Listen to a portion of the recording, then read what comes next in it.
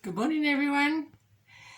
My name is Margaret, and welcome to my brand new channel. This will be my first video that's going to be going live, and I have lots more in the pipeline.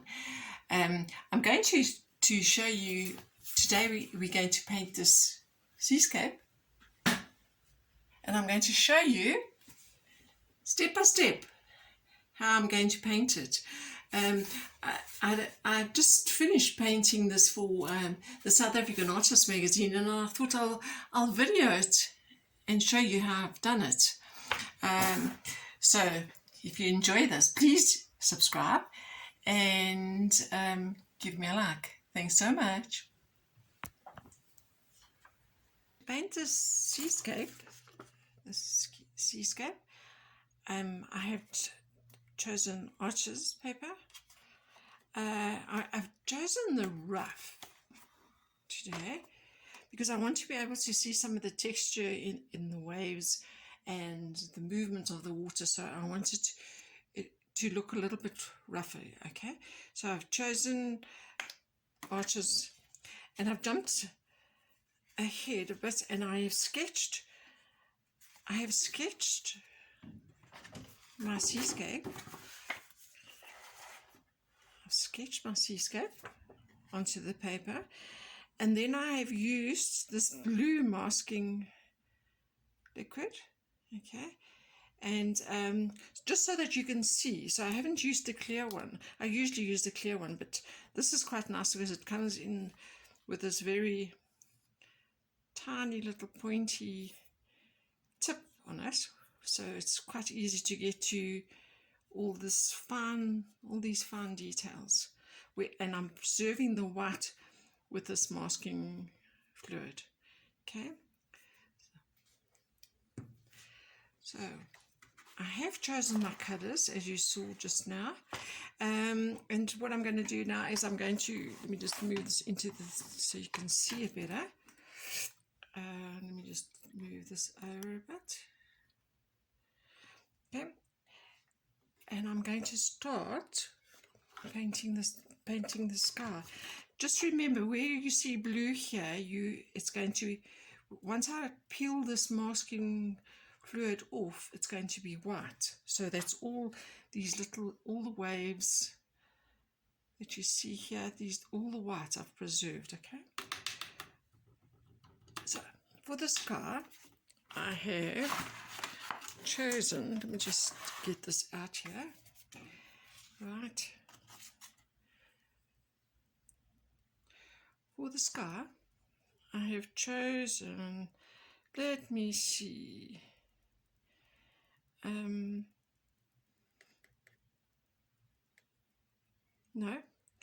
I think I'm just going to do it just a plain cobalt blue, because there is not, it's just very pale. Okay, I'm going to keep on referring to that color combination. Right, cobalt blue. I'm going to do it straight onto dry paper. Actually, I'm going to just do it here. Cobalt blue, a nice big brush, soft brush, quite a lot of water. Okay, and then I'm going to paint the sky. Okay, because this paper is this rough, it's pretty thirsty. Okay, so I'm going to try and go up to that horizon line.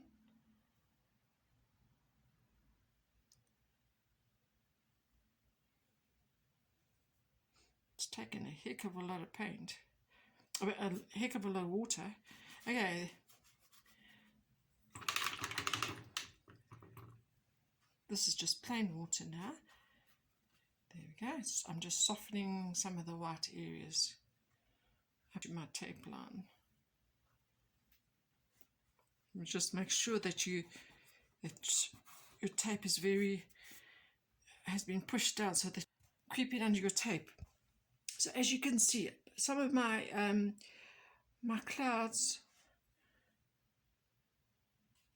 I can put in a few clouds, but we don't want the sky to be too busy, because it's pretty busy in the the seascape at the bottom here. So I'm just going really careful up to that line.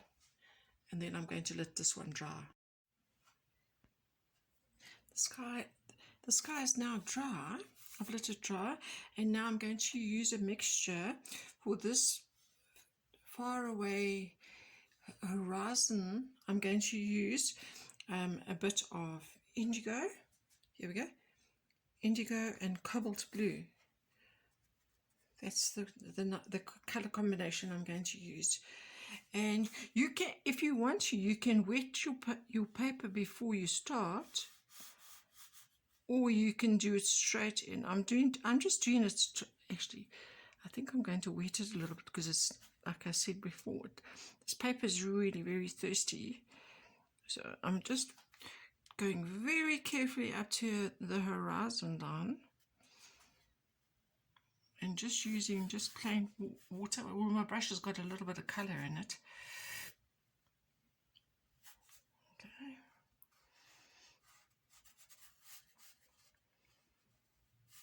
Okay, like that, and then I'm going to start dropping in the colors. Okay.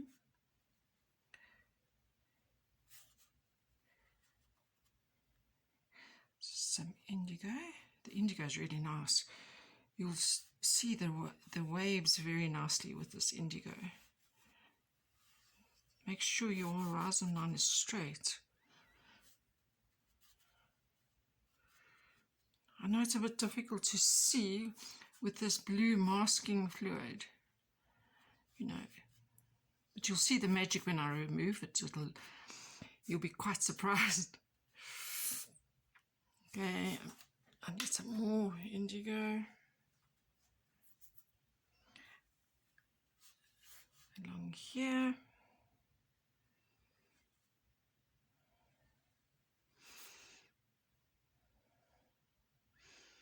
Ooh, you've got to have a pretty steady hand for this. Then we're going to get a bit lighter as we go down. Some dark lines through there. And then plain water just to soften off some of these. Right down.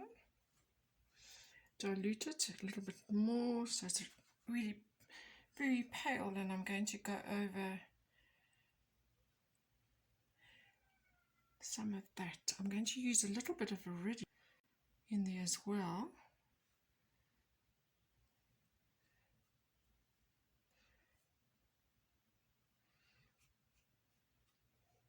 You know, you don't have to stick to the colours religiously. You can actually just, whatever you think is going to look nice, use it. It's just a good idea to make colour swatches so you know what colours you actually have to work with. These rocks here, I'm actually going to paint a little bit around them so that you can see it a little bit better. And I'm even going to stipple because you've got little bits of, actually no, I'm not going to bother. Some darks through there.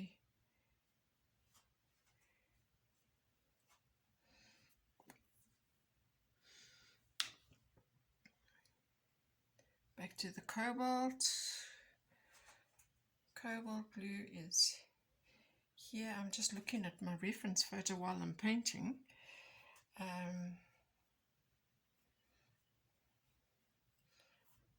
See, when I drag it across the paper like that, you can see I get little stipples. This is why I wanted the rough paper.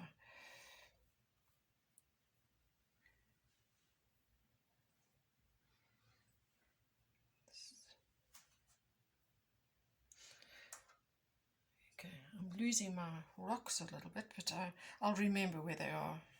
See how you go. See all those lovely little bits of these, a line along here, the bottom of the rocks. There's some rocks along here. I'll try and avoid them if I can.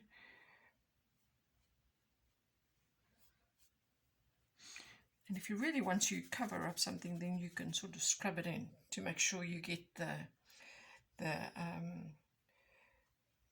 paint into the crevices of this rough paper.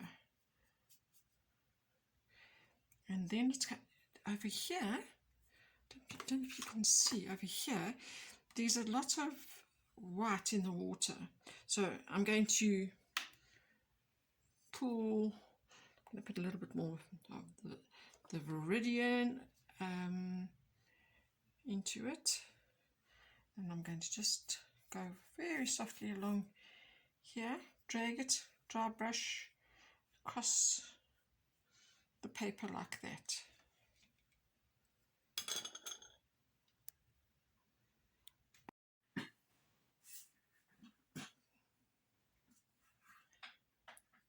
I'm going to carry on working my way down, and I'm slowly going to get sort of greener and greener, and then I'm going to start working into the sand mixture. So that's a combination of cerulean blue and sepia. So I've got cerulean blue on my brush, and I've picked up a tiny little bit of sepia. It's quite a strong mixture, and I'm going along here. You can see it's getting much greener, but that's fine. The bottom, around the bottom of these rocks, you start seeing through the water to the bottom of the rocks.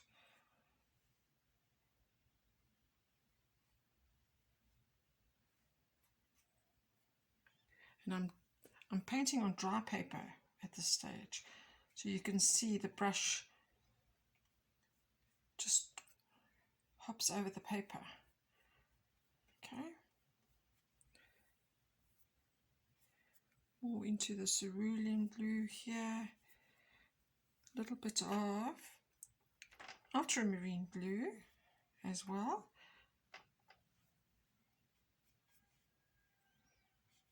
All these different blues give you a nice, interesting colours. You can use all the different colours you've got in your palette, all the different blues. They all go, they all match, so it's all fun. And then towards the bottom here, it's going to start getting greener. So I'm going to go back to that cerulean blue and the sepia, and I'm going to water it down so that it's a bit light like that. Down to these rocks down here. I'll paint it right up to the rocks. Down the bottom here, there's some darks. Let's put some darks in. Then I'm going to start using this color with just sort of warm it up a little bit. So I'm going to use the burnt sienna, and I'm going to here's the burnt sienna. I'll start putting in some burnt sienna where the beach actually starts. See?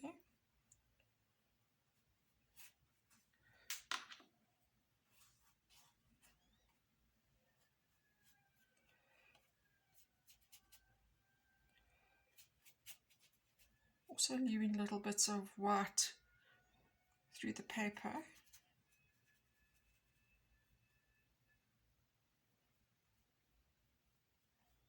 It's pretty warm towards the bottom here.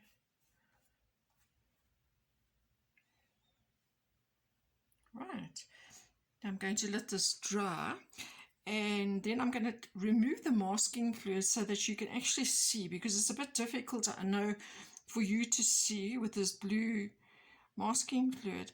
I would normally not bother taking it off, but for this demo I will remove it so that you can actually see what's going on here. I'm just adding a few more darks in here. The paper's still a little bit damp, just to give you that lovely movement. Okay, So this is what it looks like. Leave it just like that. When I've removed the masking fluid. But I must say I really battled taking this masking fluid off this very rough paper. I used an eraser and I took off about a quarter of the eraser just getting that masking off. But anyway, this is what it looks like without the masking fluid on it. There are a few areas here where it's sort of stained it a little bit blue, but that doesn't really matter because I am going to add some shadows into the white or the crest of the wave. Okay, right, so now I'm going to start tidying up this seascape. I'm going to start at the back here and then work my way forward. And I've found a colour that's quite nice to give the waves of some shadow. So I've found the lavender. The lavender seems to work very nicely, and it's a nice. You can see I've tried it over here a little bit, and it looks very nice. So I'm just going to start adding shadows, and I'm going to start tidying up this painting. Right. I'm not going to talk while I'm busy painting.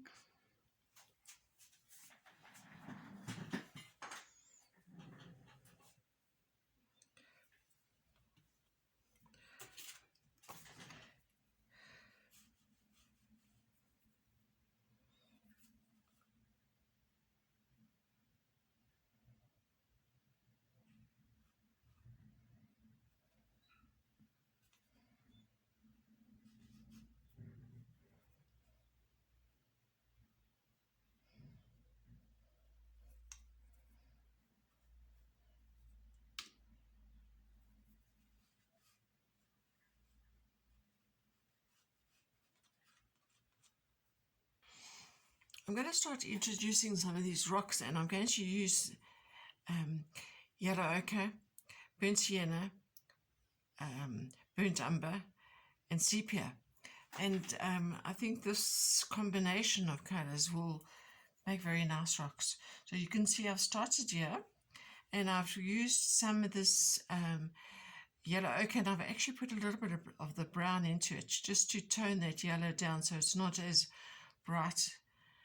And with this combination of colours here, I'll be able to paint the rocks. And I haven't stuck religiously to the photograph, but it's just the photos there just to give me a little bit of inspiration. So I'm kind of doing my own thing here. Right, so I'm going to start. I've put in a light colour, now I'm going to start putting in the darks.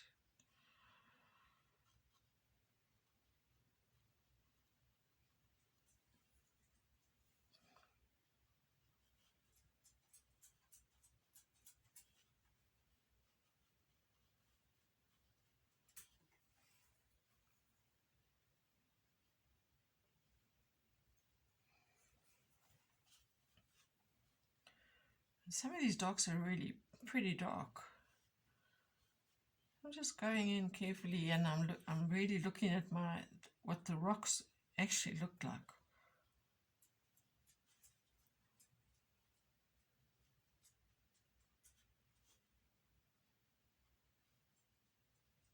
Leaving little bits of the lighter colour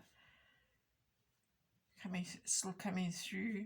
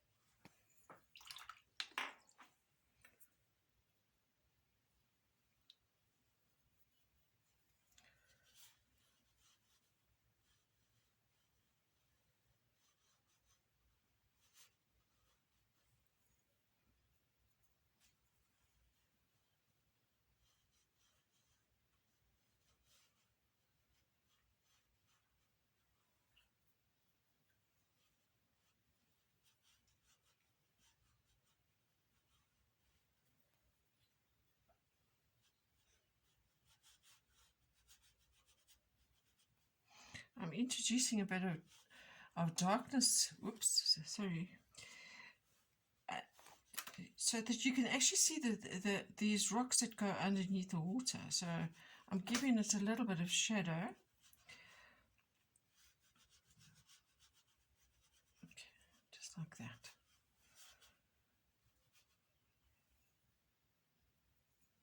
Because the rocks go further down in the water, they're not just floating on top.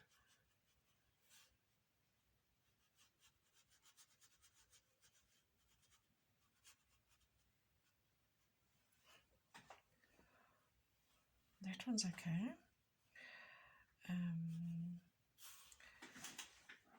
There's rocks all over the place. I'm just adding where I think I need to.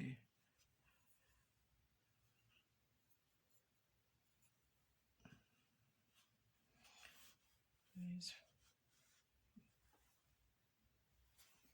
a few more rocks coming down here. Bits and pieces of rocks. So what I've done is I've just carried on painting these rocks, and I've used the combination that I told you about just now, and I've given them first a very light pale wash, and then I've gone in a little bit later and started introducing the darks, and I'll slowly build up, and I just need to still put a little bit of shadow underneath here, so that you can see that there's a little bit of it goes down a little bit. This rock over here, I'm going to leave it pretty light because it's not really in my focal point. My focal point's more here. And then I'm just going to slowly tidy up this whole painting. I've used this little jelly roll pen, and I've just touched up some of my white, the spray on my on the waves as they break, and then I'm actually just, some of the edges are a little bit hard, so I'm just softening some of the edges just with some plain water. So I've just gone around and just soften some of the edges so they're not so harsh. Okay, and then I'm going to sign it.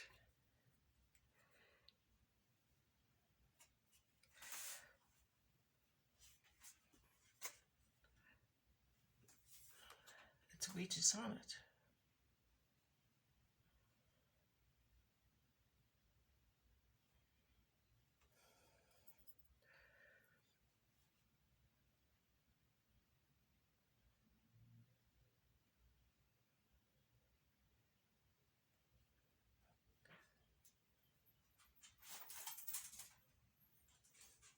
And then I'm going to start removing this tape. Let's just see.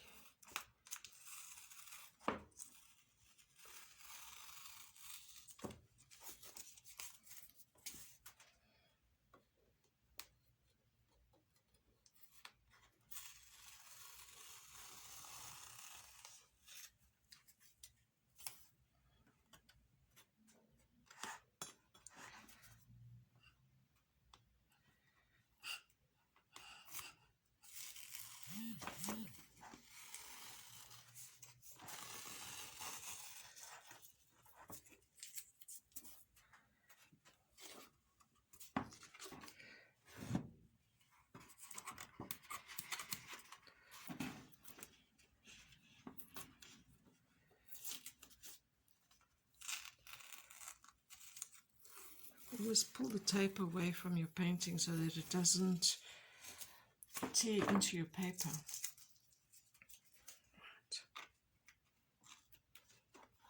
Right. Okay, and that's what it looks like. Let's see if we can zoom in a little bit.